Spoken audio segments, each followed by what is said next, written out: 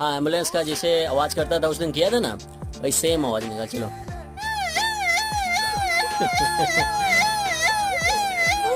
अब बकरी का निकालेगा। बत्तख या बकरी का जानता है? किसका जानता, किसका है? और एम्बुलेंस बत्तख का, मतलब किसका जानता है? तुम किसका जानता है? दोनों का करो। हाँ,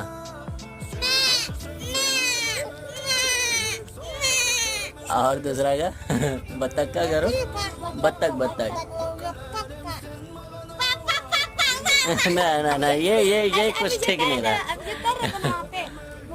हाँ।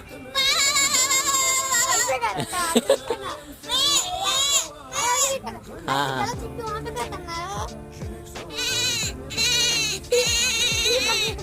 बस बस, हो गया हो गया।